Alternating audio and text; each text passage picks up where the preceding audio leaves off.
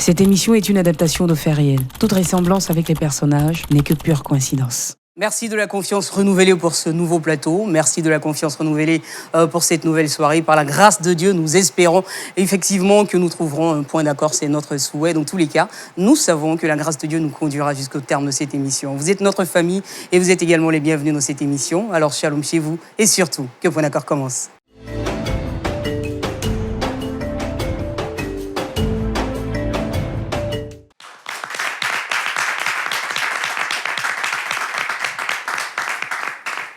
Shalom, merci donc de votre présence effective. Shalom, pasteur. Shalom, Claudia. C'est toujours un plaisir, effectivement, chaque semaine de vous retrouver.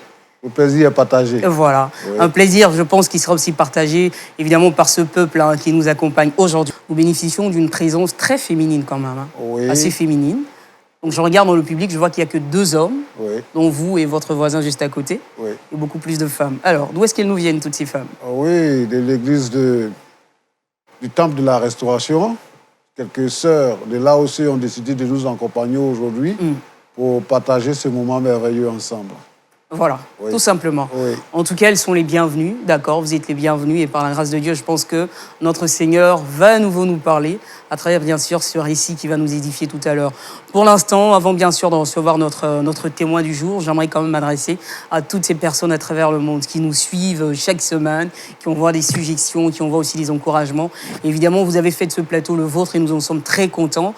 Alors, tout simplement, asseyez-vous devant votre écran et puis assistons à ce que Dieu est capable de faire dans la vie de beaucoup de personnes. Alors, pasteur, oui. Notre invité, enfin le témoin d'aujourd'hui, c'est un homme, oui. Voilà. Et comme tous ceux qui sont passés par le passé sur ce plateau, il a aussi des révélations à nous faire, Beaucoup de révélations à nous faire. Il a envie de nous parler, il a envie de se confier, parce qu'il s'est dit parler, ça libère, parler, ça apaise, et parler, ça permet également aussi de se faire comprendre.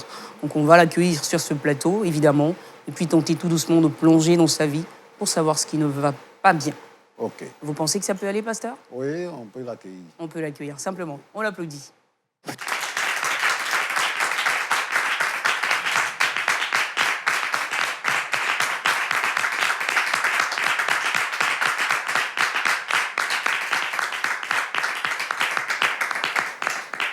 Bonjour, cher frère. Bonjour, madame. Comment est-ce que vous allez? Bon, je vais bien. Vous allez bien, d'accord. En tout cas, nous aussi, on est ravis de vous accueillir sur le plateau. Merci. Comprendre votre histoire, comprendre votre situation, savoir quels problèmes ont fait vous traverser au point de venir vous confier ici. Et surtout vous dire que vous avez une famille en face de vous. Et puis voilà, on va essayer ensemble de pouvoir s'édifier et de trouver surtout la solution. D'accord? Merci. Voilà. Alors je vous présente notre pasteur qui nous accompagne chaque semaine. Voilà. D'accord. On va donc commencer par le début. Et vous savez, le début chez nous, c'est bien sûr le grand déballage, dans lequel, effectivement, on déballera tout, sans rien cacher, sans secret, mais sans jugement aussi. C'est parti pour le grand déballage. Alors, chers frères, comme je l'ai dit, vous êtes le bienvenu sur le plateau. Merci. On va déjà essayer de commencer par le début. Voilà, vous êtes un jeune frère, Arsène Aubrou. Vous êtes marié. Vous êtes père d'une fillette. Et aujourd'hui, pourquoi vous êtes sur le plateau avec nous? Merci à vous. Aujourd'hui, j'ai choisi votre plateau pour demander pardon à quelqu'un avec qui je partageais un lien très fort. Et qui malheureusement a été brisé. Et je suis venu ici pour demander pardon à la personne. Voilà, demander pardon à la personne. Demander pardon et puis surtout essayer de rattraper les choses, en tout cas s'il n'est pas encore trop tard. Alors on va plonger rapidement dans votre récit en commençant par dévoiler l'identité de cette personne. Qui est-elle? C'est à qui vous souhaitez demander pardon? Bon, la personne, c'est ma grande sœur. D'accord. Alors quand vous dites grande sœur... C'est ma grande sœur. De sang. De sang, oui. Okay. Même père, même mère. D'accord. Alors, combien est-ce que vous êtes dans votre famille? Nous sommes 3. D'accord. Moi-même, ma grande sœur, ainsi que notre dernière. Alors, parlez-nous justement de cette sœur, puisque c'est pour elle que vous êtes là aujourd'hui. Euh, Quand je parle de ma grande sœur aux gens, c'est avec beaucoup d'émotion que je le fais, parce que c'est une bonne personne. C'est une bonne personne qui a beaucoup fait pour moi. Voilà, qui a beaucoup fait pour moi. Je la considère même comme ma maman, vu qu'elle avait assuré pleinement cette charge. Et moi, je la considère comme ma maman. D'accord. Pour dire, il faut dire que c'est en classe de 3e. Je devais passer le concours de BEPC. Et c'est là que mon père est décédé. Voilà. Mon père est décédé. Et 2 années plus tard, ma maman aussi va décéder. Et donc, c'est là que les liens entre moi et ma grande sœur vont beaucoup plus s'accentuer. S'accentuer. Voilà. Donc, cette proximité-là, c'est resserré. C'est Après, ça. malheureusement, le décès de vos 2 parents. C'est ça. Dans quel type de famille vous avez grandi? Bon, d'abord, il faut dire que j'ai grandi dans une famille chrétienne. Chrétienne qui partage des valeurs très fortes, basées sur l'amour, la fraternité. Et en ce qui concerne ma grande sœur, elle a vraiment gardé tout cela, cet enseignement. Et elle a le caractère de ma maman, à savoir l'humilité, le calme et tout ça là. Voilà, c'est dans cette atmosphère-là que j'ai grandi. Mais alors vous, votre grande sœur, votre petit frère, comment est-ce que vous avez réussi justement à passer ce cap? Est-ce que vous avez réussi très tôt à faire le deuil de votre parent? Comment vous avez fait face à la disparition de vos parents? Bon, c'était pas facile. C'était pas facile être en classe de 3e et dans une classe d'examen et perdre son père, c'est un peu difficile parce que c'est le père qui a assuré la scolarité et tout cela. Ça n'était pas facile. Mais bon, Dieu avait mis quelqu'un de bien auprès de moi. Comme je vous le disais, mon papa décède en classe de 3e 2 années plus tard. Donc, je passe en classe de 1er et là encore, je perds ma maman. C'était vraiment beaucoup compliqué. C'était difficile. Mais ma grande sœur nous a pris en charge. Depuis, je vais dire, après le décès de papa, elle a abandonné ses cours pour venir soutenir notre maman dans la vente de pagne dans son magasin. Et lorsque notre maman aussi est partie, donc elle a pris sur elle, voilà, la charge, la gestion de ce commerce-là. Et donc c'est du fruit de ce commerce qu'elle nous soutenait, moi, ainsi que ma petite sœur. D'accord. Donc après le décès de votre maman, malheureusement, c'est votre sœur qui prend le relais dans votre éducation. C'est ça. Et elle avait donc à charge vous et votre frère cadet. Oui, D'accord. ma sœur plutôt. Votre sœur. Voilà. D'accord. Ma sœur s'occupait de nous, comme je le disais. C'était une sœur qui aimait le don de soi. Ma grande sœur ne se regardait pas à elle, mais regardait plutôt à nous. Et pour cela, elle a dû sacrifier beaucoup de choses dans sa vie. Elle a dû sacrifier beaucoup de privilèges qu'elle devait avoir. Par exemple, en fin d'année, nous savons, lorsque les fêtes de fin d'année arrivent, chacun veut bien se vêtir, voilà, pour entrer dans cette nouvelle année avec beaucoup plus de joie. Mais ma grande sœur se privait de tous ces privilèges-là. Bien se vêtir, sortir, aller peut-être à la plage avec des amis. Elle se privait de tout cela parce qu'elle voulait au moins minimiser les coûts de la famille pour pouvoir nous prendre en charge. On a dû même changer plusieurs fois d'habitation, voilà, pour minimiser, comme je le disais tantôt, tous les coûts pour nous prendre en charge. Donc c'est ce qu'elle faisait. Elle s'est vraiment privée de beaucoup de choses. Donc c'est-à-dire que votre sœur, finalement, elle vous a accompagné pratiquement dans toute votre adolescence. Oui, bien sûr. Elle nous a accompagnés. Elle m'a accompagné. C'est grâce à elle que je suis ce que je suis aujourd'hui. Voilà. C'est grâce à elle que je suis ce que je suis aujourd'hui. Mais oui. Ce que je veux savoir, justement, vous étiez en classe de 3e lorsque vous perdiez votre papa. C'est ça. 2 ans plus tard, vous perdiez votre maman, donc vous étiez maintenant en classe de première. Après cette classe, comment vos études, justement, elles ont évolué? Bon, je bénis le Seigneur qui m'a permis de ne pas reprendre des classes. Voilà. Ma sœur, j'avais le soutien de ma grande sœur. Et par la grâce de Dieu, j'ai vraiment fait toutes ces classes-là sans reprendre de classe. J'ai eu mon baccalauréat. J'ai eu également mon diplôme de l'étude supérieure. Et c'était aux grandes joies de ma grande sœur, parce que c'est ce qu'elle voulait pour nous. Elle voulait qu'on puisse réussir. Et vraiment, elle voyait que tous les efforts qu'elle faisait, le résultat était bon. Donc vraiment, elle était très, très en joie. Voilà. Donc vous faisiez la fierté de votre sœur jusqu'à ce que vous arriviez en classe de terminale, une classe qui a été... voilà, il y a eu le diplôme à la fin. Oui. Il y a eu le baccalauréat. Vous avez fait Bien les sûr. études supérieures par la suite? Oui, j'ai fait les études supérieures. J'ai eu un diplôme. Et c'est après ce diplôme même que j'ai décidé délibérément d'arrêter les cours. Parce que je voulais moi aussi, je vais dire, diminuer la charge qui était sur ma grande sœur. Voilà, elle a beaucoup fait. Il fallait maintenant qu'on puisse aussi lui venir en aide. Et pour ne pas qu'elle puisse trop dépenser, j'ai préféré arrêter et me chercher un emploi. Et par la grâce de Dieu, j'ai déposé des demandes d'emploi et j'ai pu m'insérer dans une structure de comptabilité, voilà, dans une structure comptable professionnelle. Et c'est là-bas que j'y suis depuis 6 années maintenant. Depuis 6 ans maintenant. Alors, Arsène, à vous écouter, on se rend bien compte que votre sœur et vous êtes assez proches. On se rend compte effectivement qu'entre votre sœur et vous, il y a vraiment beaucoup d'amour. Hein. Oui, Il y a bien beaucoup sûr. d'amour qui flotte. Vous savez, ma grande sœur jouait un peu le rôle, elle-même son rôle de grande sœur, le rôle du père de famille, ainsi que le rôle de notre mère.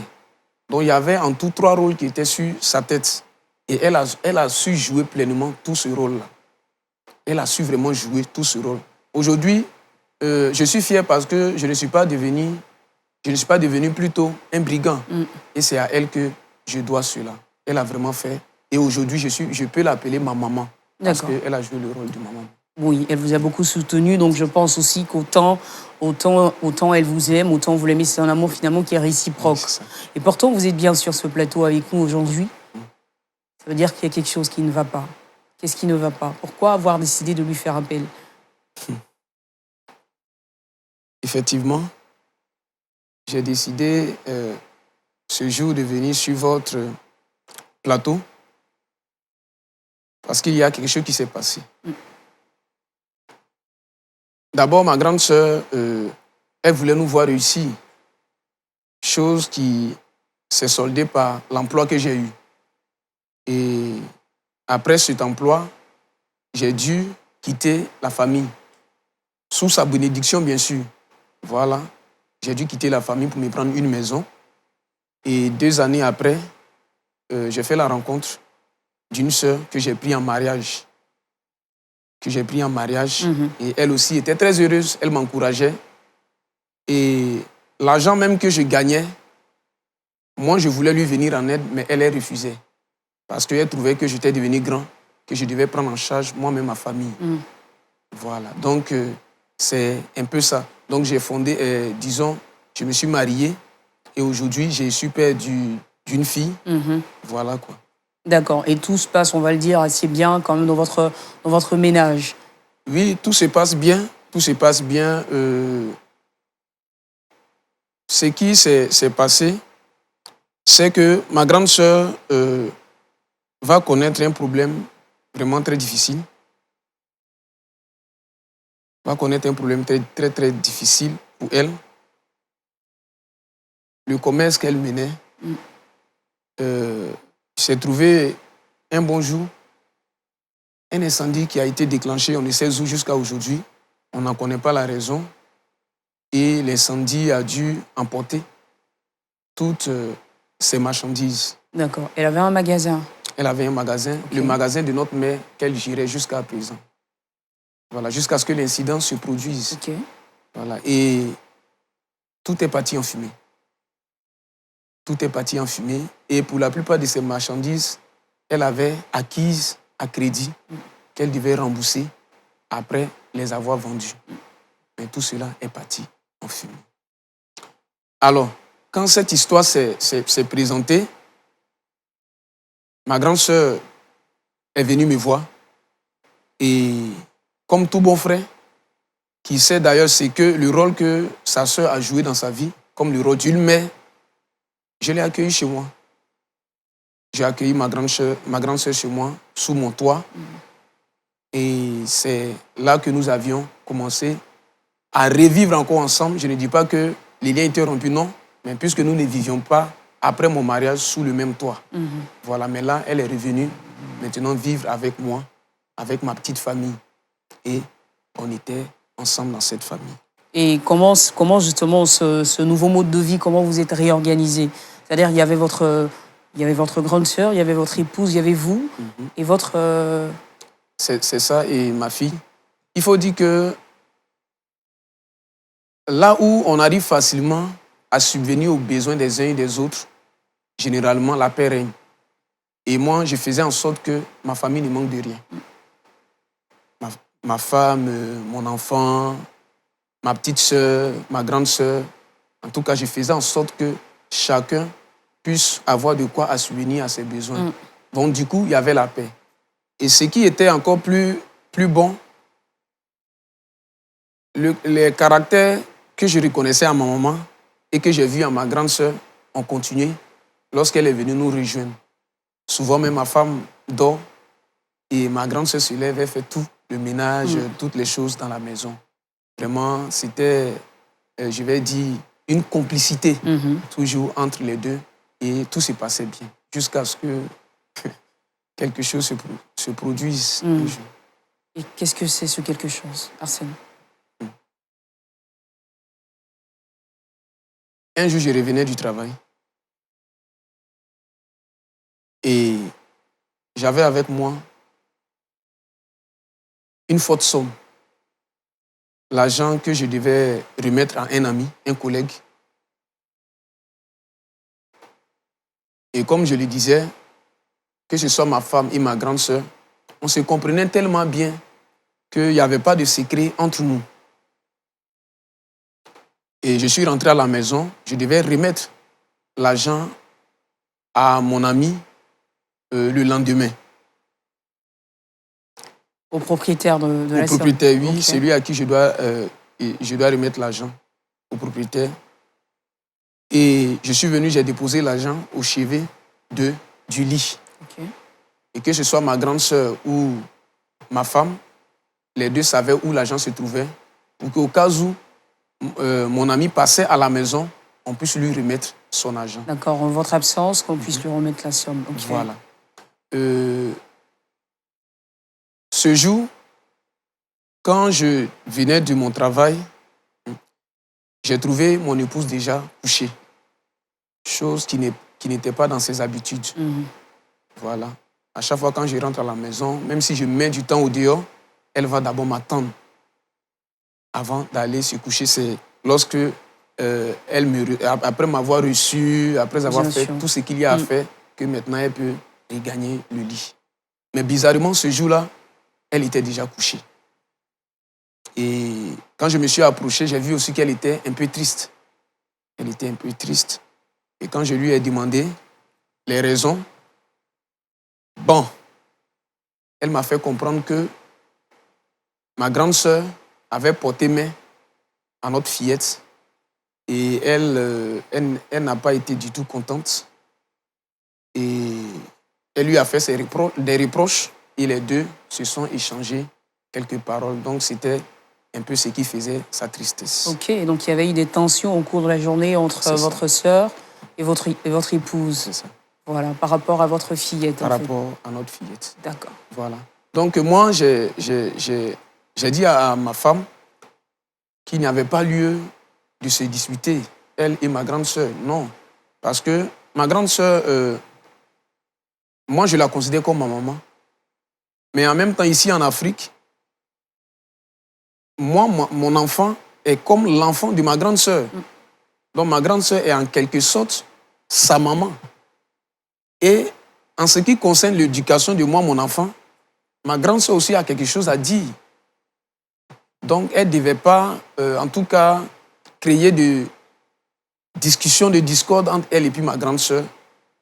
Et c'est ce que j'ai dû reprocher à ma femme. Voilà, c'est ce que je lui ai dit. Et voilà quoi. Et les choses ont continué. Oui, le lendemain. Est-ce que je veux savoir, est-ce qu'après avoir discuté avec votre épouse, est-ce que vous avez aussi essayé de discuter avec votre grande sœur? Est-ce que...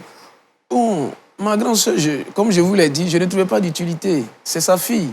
Est-ce qu'on peut reprocher à une mère d'avoir donné... et puis surtout que c'est une fillette, un enfant de moins de 5 ans. Est-ce qu'elle peut le frapper au point de la blesser? Non, non, non, c'est juste peut-être une correction parce qu'elle a injurié une grande personne. C'était ça la raison? C'était ça la raison. D'accord. Vous voyez. Donc, moi, je n'ai pas trouvé utile d'aller parler avec ma grande sœur. D'accord. Et les choses ont continué? Mais le lendemain, les choses ont continué. Bon, je suis reparti au travail.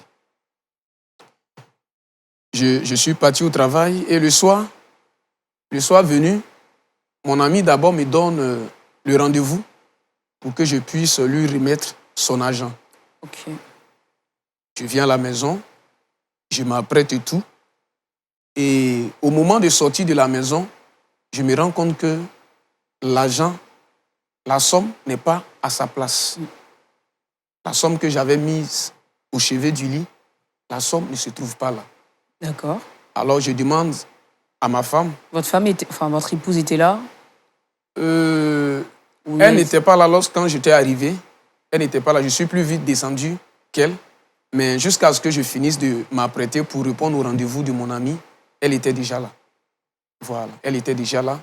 Et je lui ai demandé si elle avait, peut-être, elle rangeait la chambre, elle a dû déplacer. Il s'est trouvé qu'elle n'a pas vu l'argent.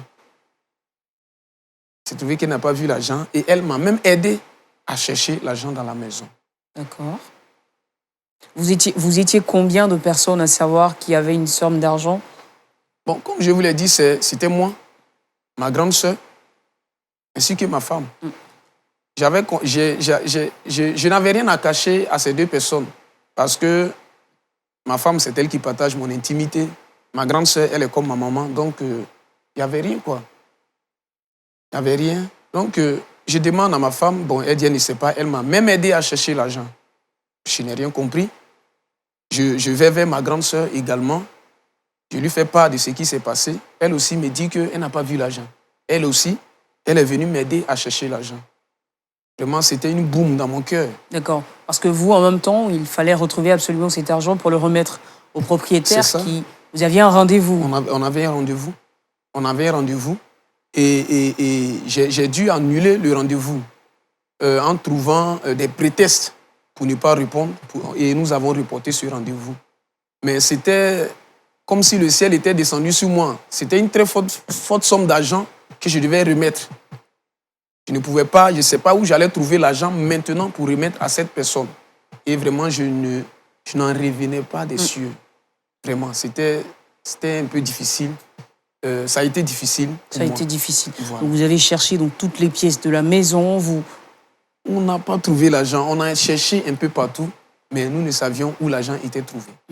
Se trouvait plutôt. D'accord. Alors, qu'est-ce que j'ai fait? Le lendemain, quand je me suis réveillé, vraiment, je n'avais pas l'envie d'aller au travail. Parce que je devais coûte que coûte retrouver l'argent de cette personne et lui remettre. Pour vous éviter les ennuis. C'est ça.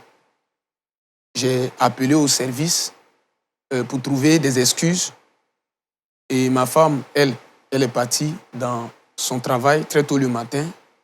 Ma grande sœur également est partie accompagner notre fillette à l'école. Et c'est là que j'ai pris cette résolution. Puisque nous avons cherché, nous ne l'avons pas trouvé. Alors, je me suis permis d'essayer de fouiller un peu dans les affaires, moi-même, de façon minutieuse, chercher l'argent et voir si je peux trouver l'argent ou pas. Alors, j'ai d'abord fouillé dans la chambre conjugale. Et pourtant, vous aviez déjà fouillé avec votre femme, avec l'aide de votre femme. Oui, on en a fouillé, on n'a pas vu, mais bon, peut-être que c'est parce que j'étais avec eux, on ne pouvait pas voir. Donc moi, des fois, parce que c'est sur moi que le poids, le poids de cette somme d'argent, c'est sur moi. Donc il fallait que de façon minutieuse, prendre le temps. Voilà. Des détails peuvent échapper, je comprends. Et tout ça. Donc j'ai d'abord fouillé encore une fois la chambre conjugale. Et après, bon, je suis rentré aussi chez ma grande sœur pour essayer de voir si je pouvais trouver l'argent de l'autre côté. Et j'ai fouillé. J'ai fouillé les tiroirs, les armoires, soulevé le matelas et tout ça. Mais au départ, je n'ai rien vu. Mais c'est à la sortie de la chambre, bon, il y avait un sac qui était posé au niveau de la fenêtre. Alors je suis parti fouiller dans le sac. Et je fouille dans le sac. Je découvre la somme d'argent dans le sac de ma grande sœur.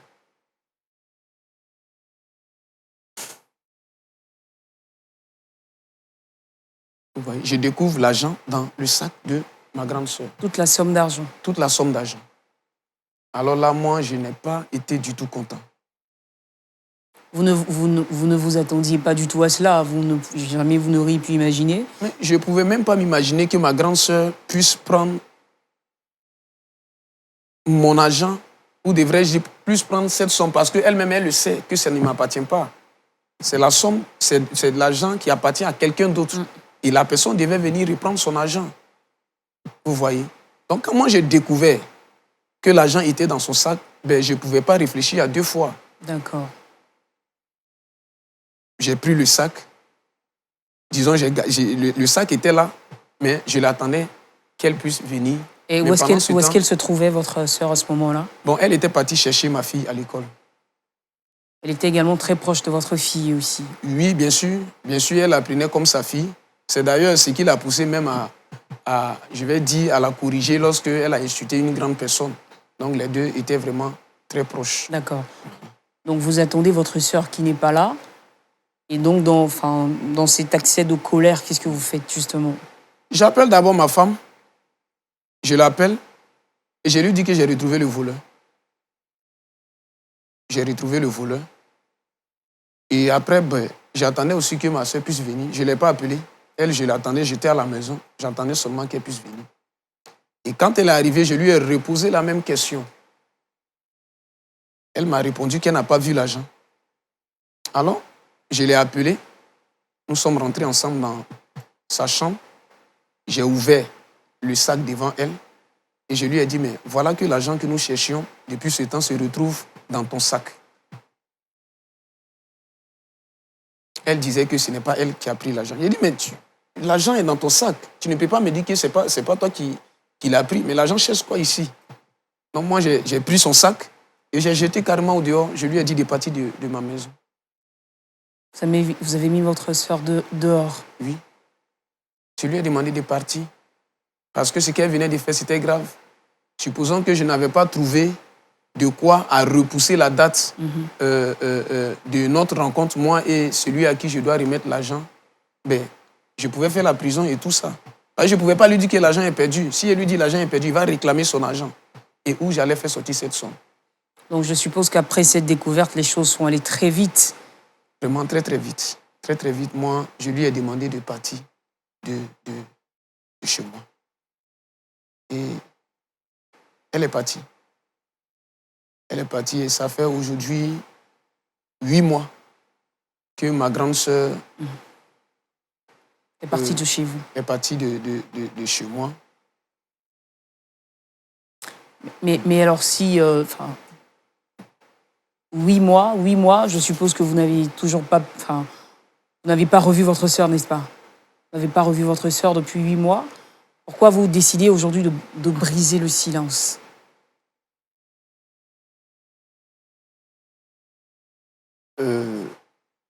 Qu'est-ce qui vous a enfin décidé à la rencontrer?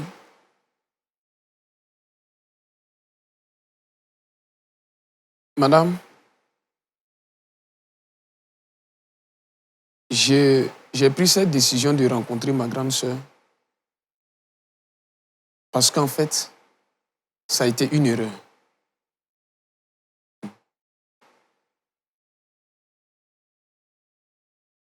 Aujourd'hui, je me rappelle un peu de tout ce que ma grande sœur faisait ou a fait pour moi. Et je vous assure que j'ai le cœur qui brûle parce que j'ai commis une très, très grande erreur. Je suis sur votre plateau.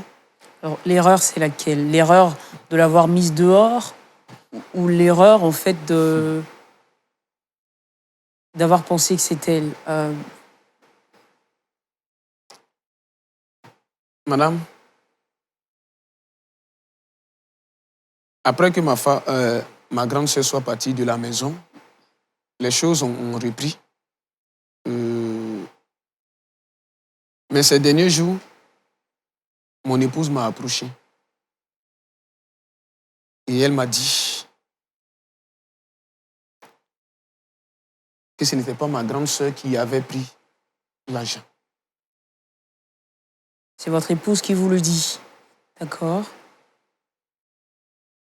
Ce n'est pas ma grande sœur qui a pris l'argent, D'accord. mais c'est plutôt elle qui l'a mis dans son sac. Elle, c'est-à-dire? Elle, c'est-à-dire? C'est ma femme qui a pris l'argent pour mettre dans le sac de ma grande sœur. Vous voyez? Donc, je l'ai accusée injustement. Alors, Arsène, pourquoi votre femme a fait cela? Pourquoi votre femme a fait cela?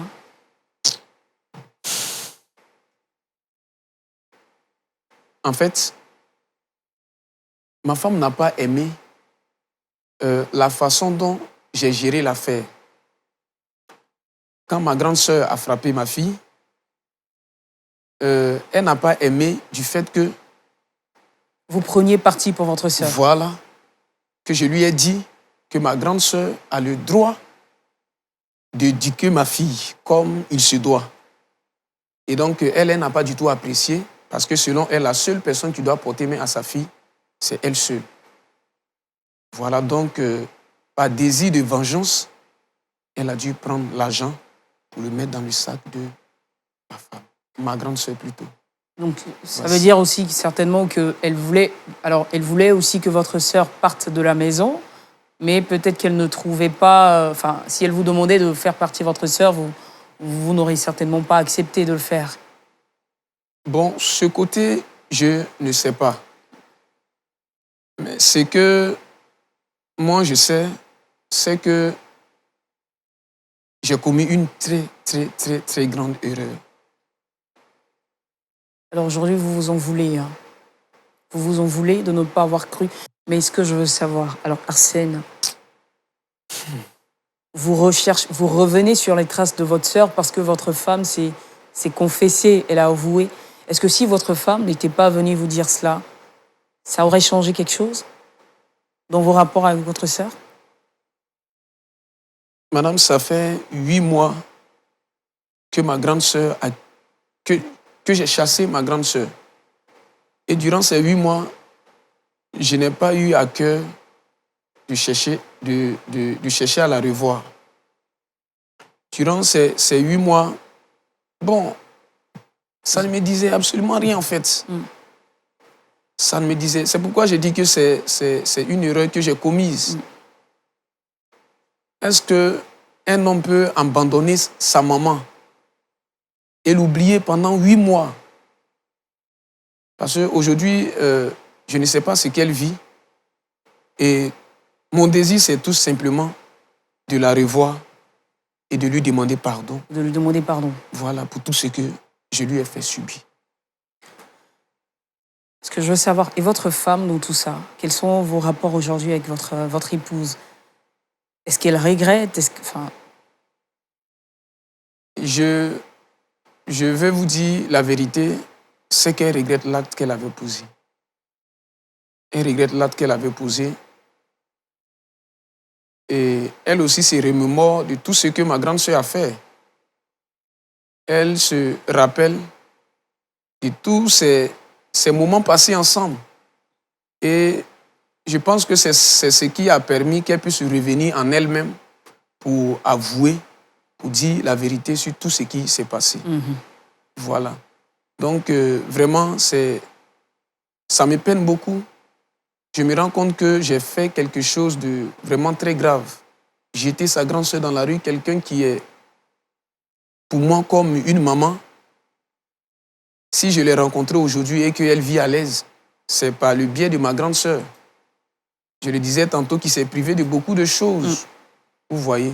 Et donc, quand elle m'a dit, ces derniers jours, qu'en fait, ce n'est pas ma grande sœur qui a pris l'argent, mais c'est plutôt elle, par désir de vengeance, qui l'a fait, vraiment, je vous assure que je n'en revenais pas. Et tout ce qui était sur mon cœur, c'est de demander pardon à ma grande sœur. C'est demander pardon. Et c'est pour cela que je suis venu sur votre plateau. Parce que vous avez envie, effectivement, de le faire publiquement, Oui. à la face du monde, que ça ne se fasse pas dans le secret, non. Pour lui montrer à quel point vous êtes aussi sincère dans votre démarche. Évidemment. Dans votre démarche. Et vous pensez que votre sœur, elle pourra accepter cela? Vous l'espérez? Je l'espère. Je l'espère. Ce que je sais, c'est que peut-être que en la mettant au dehors, j'ai bafoué un peu les valeurs qu'on avait reçues durant toute notre éducation. Mais je me dis qu'elle n'a rien perdu de cela. Elle n'a rien perdu de cela. Et j'espère qu'elle me pardonne. Vous espérez qu'elle vous pardonnera. C'est aussi notre souhait d'ailleurs à votre endroit, Arsène Aubrou. Mais votre sœur, on la recevra la semaine prochaine, d'accord? On la recevra la semaine prochaine. Mais pour l'heure, on va aussi se tourner vers le public, histoire de savoir ce qu'il pense, bien sûr, de toute cette situation-là. Et puis voir si ça avait été, de leur côté, comment ils auraient géré cette situation. Et puis à la fin, on laissera aussi le pasteur nous parler, et puis comprendre, et puis voir laquelle des solutions est la mieux adaptée pour vous. D'accord? D'accord, merci à vous. Voilà. Merci beaucoup, Arsène. Je veux qu'on l'applaudisse quand même assez fort pour son courage. Merci beaucoup.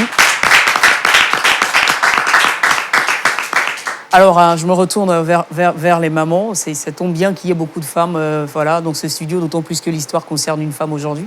Qu'est-ce que ça évoque en vous, chère dame? Est-ce que, quelqu'un, une maman, souhaite intervenir sur l'histoire de Arsène et de sa sœur en juste quelques mots? Voilà. J'aimerais quand même qu'une femme prenne la parole. Bon, même si ça ne vient pas, je vais comprendre. Je comprendrai. Vous êtes quand même un tout petit peu sous le choc. Il n'y a pas de problème. Dans tous les cas, vous aussi à la maison qui nous suivez, vous avez la possibilité effectivement de réagir chez vous, bien avant la prise de parole du pasteur. Et j'ai une sœur qui décide de prendre le micro. Shalom. Attention. Elle me fuit, mais c'est pas grave. Shalom frère, comment vous allez? Oui, shalom Claudia, c'est pasteur Kwame. Oui, pasteur. Voilà, je suis aux côtés de doyen Djoumou. Voilà, je voudrais dire, vraiment encourager le frère pour l'initiative qu'il prend de pouvoir ressouder la famille. Mais je voudrais d'abord savoir quelle est actuellement sa relation avec sa femme. Est-ce que ça va? Alors, ce qu'on veut savoir, là, franchement, il faut nous le dire. Est-ce que vous aimez toujours votre femme? Est-ce que vous l'aimez moins? Est-ce que vous êtes toujours avec elle malgré vous? Est-ce que vous lui en voulez? Je pense que c'est un peu tout ça qu'on veut savoir aussi, honnêtement. Je pense que si j'ai décidé aujourd'hui de demander pardon à ma grande sœur, chose à laquelle plutôt j'en tiens beaucoup, pour pouvoir recevoir le pardon de quelqu'un d'autre, il faille que moi-même je puisse aussi pardonner. Donc, en ce qui la concerne, tout se passe bien. Elle m'a avoué et on a su gérer comme on doit le faire. Et c'est pourquoi, aujourd'hui, je voudrais que l'erreur soit réparée. Donc, je peux dire que ça, moi et ma femme, ça va. Ça va, pasteur. Voilà la réponse. Merci frère Hassan. Alors, je voudrais dire que Hassan n'a pas été vraiment patient. Alors, il n'a pas été patient envers sa grande sœur. Et puis dire aussi que il a dit beaucoup de choses. Il a grandi même avec sa grande sœur, mais il n'a pas connu s'il avait vraiment connu, il allait être patient envers elle en se disant qu'est-ce qui est arrivé à ma grande sœur pour qu'elle puisse poser un tel acte et se donner un peu du temps pour voir la suite. Mais le même jour, il a découvert les choses. En même temps, il met sa grande sœur, qu'il appelle derrière sa maman, il la met au dehors. Il a agi avec précipitation. Voilà. Nous le disons souvent, un autre nom de notre Dieu, c'est le temps. Certainement, s'il avait patienté un peu, sa femme allait peut-être avouer. Voilà. Dire aussi que je m'étonne que sa femme a pu dormir avec ce crime-là pendant 8 mois. Elle dort, elle se réveille, et puis ça ne lui dirait jusqu'à 8 mois pour avouer cela aujourd'hui. En tout cas, elle n'a pas été vraiment sage. Voilà. Donc, nous voulons encourager l'initiative d'Arsène de pouvoir faire revenir. Bon, je ne sais pas si c'est pour la faire revenir à la maison. Voilà, ce serait encore mieux. Alors, voilà. Arsène, hein, la démarche, ce serait laquelle? De demander pardon, mais est-ce que vous avez l'intention de le... Bien sûr, c'est ma grande sœur. C'est ma grande sœur. Mon désir, c'est qu'elle me pardonne d'abord, elle pardonne à ma femme, mais en même temps qu'elle puisse nous rejoindre dans la famille pour que nous puissions toujours constituer cette famille que nous avions été auparavant. Par le passé, d'accord. Donc il y a aussi ce désir de faire revenir sa sœur aînée à la maison. Ce serait bon, ce serait bon. Ce serait bon. Et nous croyons qu'avec la grâce de Dieu, cela peut se faire. Voilà, ça va se faire. Elle aussi, elle va pardonner. Voilà. Mais nous disons à notre frère que vraiment, il devait patienter. Voilà. Voyant l'acte, que depuis il a grandi avec sa grande sœur, il n'a jamais appris, même avec ses parents, qu'elle a volé. Voilà. Et puis aujourd'hui, il découvre cela, il devait patienter un peu. Voilà. Donc c'est ce que je voulais dire. Voilà. Nous croyons que le Seigneur conduira la suite. Merci beaucoup, pasteur. Merci beaucoup. Hein. Je pense à Arsène, voilà ce qui a été dit. Et on a aussi un autre pasteur sur ce plateau avec lequel effectivement on parle, qui essaiera de comprendre ton histoire et surtout de l'analyser à la lumière de la parole de Dieu. C'est le pasteur Jean-Yves et c'est parti pour À la loupe de la parole. Shalom, pasteur. Shalom, Claudia. Voilà. Alors le pasteur à l'instant évoquait donc ce manque de patience, voilà, un agissement dans la précipitation. Pasteur Tchoumou, est-ce que c'est la même analyse que vous faites d'entrée de jeu par rapport à son histoire? Oui. La gestion des problèmes de famille est un peu compliquée. En fait, quand j'écoute Arsène parler de sa sœur qu'il considère comme sa mère, avec le parcours qu'il a eu depuis qu'il était en 3e, je pense aussi que ce que le pasteur a dit tout à l'heure n'est pas loin de la réalité. C'est-à-dire qu'en toute chose, il faut savoir observer. Il faut savoir observer. Il y a beaucoup de surprises dans nos différentes familles. Il y a beaucoup de surprises. Bon, même s'il était fâché, il n'aurait pas dû jeter sa grande sœur dehors. C'est trop en fait. Oui, vraiment. La jeter dehors la même soirée, et puis il dit quoi? Il dit que c'est parce que sa femme lui a dit que c'est elle qui a mis l'argent que maintenant il veut retrouver sa grande sœur. Sinon, depuis ce temps-là, l'idée ne lui est pas venue même de chercher sa sœur. Mais quelqu'un qui t'a scolarisé, quelqu'un qui a abandonné l'école pour toi et ton frère. Comme ça. Comme il parle d'une forte somme, on ne connaît pas la somme. Pour de l'argent, tu jettes quelqu'un dehors. Moi, je pense qu'il aurait été patient. Moi, si j'étais à sa place, je n'allais même pas poser la question. Dès que j'ai vu l'argent, je prends. Et puis, je m'avais donné où là, je dois donner. Et puis, je laisse. Et puis, on va vivre dans la maison pour voir comment est-ce que ça va se passer. Mais bon, quand les situations se passent, chacun a sa façon de voir. On voit différemment. Et souvent aussi, quand on est énervé, on pose des actes qu'on ne contrôle pas. Et je pense que c'est son cas. Mais je veux ici dire, ici, à nos épouses, de comprendre que nous avons des parents. Autant elles ont des parents, nous avons des parents. Et que ça ne devait pas constituer un problème lorsque le parent de l'un et l'autre vient à la maison. Et je pense que la question que vous avez posée, Claudia, je pense que c'est ça le problème de la dame. Elle n'a pas aimé que la grande sœur de son mari soit dans la maison. Donc, elle a cherché comment faire pour la faire partie de la maison. Mais elle ne trouvait pas. Donc, elle s'est servie du prétexte que la femme a frappé son enfant.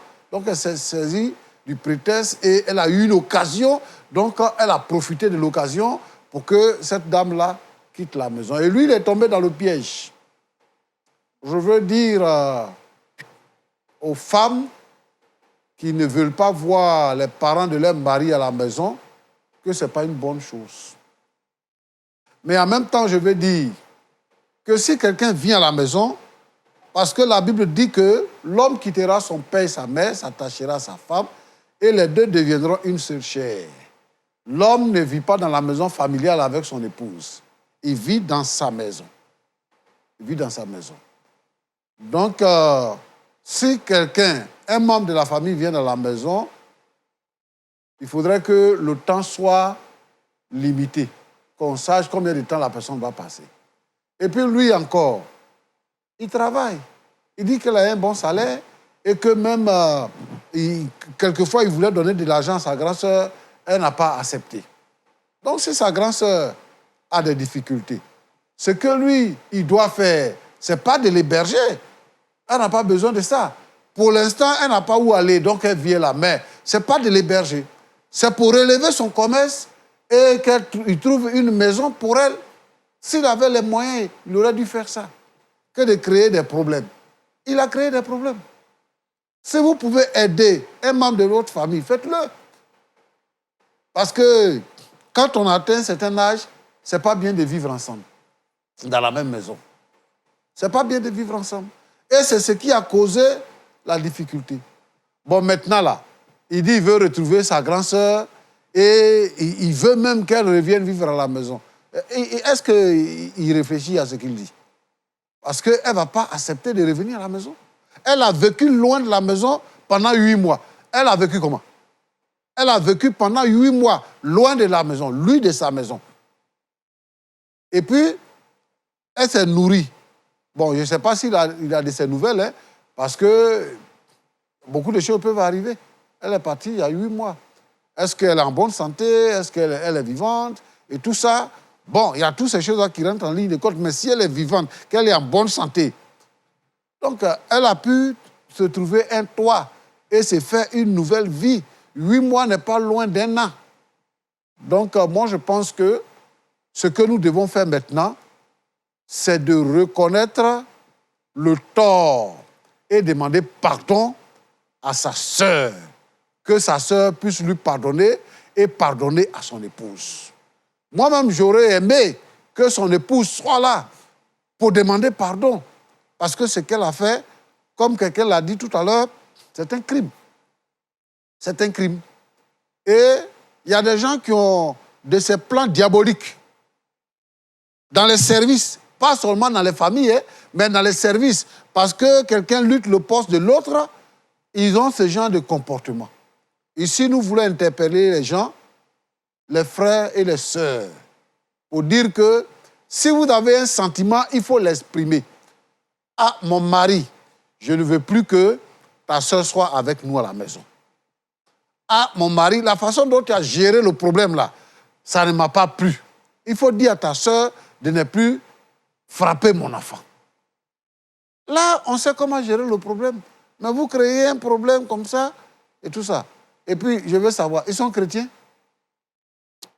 Et nous sommes une famille chrétienne. Madame est chrétienne? Elle est chrétienne. Vous voyez? Claudia, Vraiment, je pense que, comme lui le dit là, il faut qu'on rencontre sa sœur. Si on peut la rencontrer, si on peut avoir ses contacts, il faut qu'on la rencontre. L'autre proposition que je fais, c'est qu'il faut que lui, sa femme, soit là pour demander pardon à cette dame-là. Voilà. Et puis, il faudrait que, parce qu'elle est partie, il faudrait que tous les autres membres de la famille, elle-même, que les membres de sa famille sachent, et que lui, les autres membres de sa famille sachent que voilà le comportement que sa femme a eu.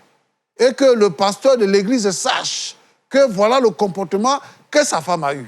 Ce genre de comportement ne doit pas être dans notre milieu. C'est un mauvais comportement.